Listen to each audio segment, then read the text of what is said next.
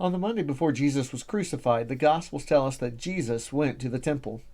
When he arrived at the temple, he was outraged by what he saw. There within the temple, there were people that were selling the pigeons and other animals that were necessary for the sacrifices. There were people that were exchanging money, and both of those were needed services, but they should not have been happening within the temple itself. You see, they were set up in the area, the court of the Gentiles. This is the only area that the Gentiles could go to experience the presence of God and to pray.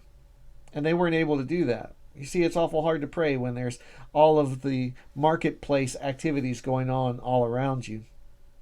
Now, we're blessed. We don't have to go to the temple to pray. We're still Gentiles, but we're not limited by a place and geography in order to pray. We can pray right where we are. You can pray as you're listening to this video. You can pray in your homes. So my question for you right now is, are you taking advantage of that? Right now, we are finding more free time than ever before as we are forced to self-quarantine ourselves and isolate from everyone. Social distancing is the catchphrase of the day, and it's very important that we do so. The more we follow those regulations, the sooner we can actually get back together with one another. But while we're waiting, are you finding that there are things that are robbing you of your time and your chance to pray? Many of us have said on more than one occasion that the reason we don't pray more is we simply can't find the time. Well, that excuse just isn't valid for most of us anymore. We are filling up our time with things that really don't matter. It's amazing how quickly we can begin binging things on Netflix or begin watching YouTube video after YouTube video. We can fill up our time with puzzles and games and maybe some extra gardening and yard work and all of those other things, all of which are good. I want you to keep doing those things. But I don't want you to add a lot of those activities in place of finding time to pray. You see, Jesus found it very important on his last week as he was heading towards the cross to make sure that prayer was something that was prominent in his life. We'll find that during his week he's going to take time away to pray. And especially the night before he was crucified, he went away by himself to pray.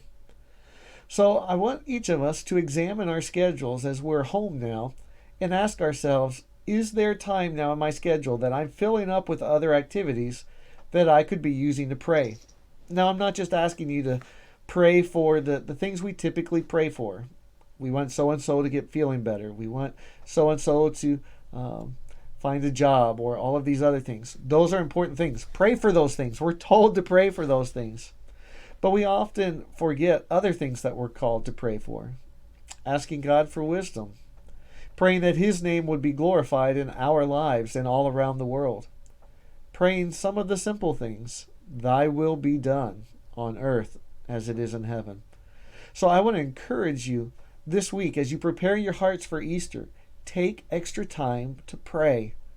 Jesus felt it was so important that it's the one time that we actually see him taking a whip to people. Yet oftentimes we just let it slide by without a second thought.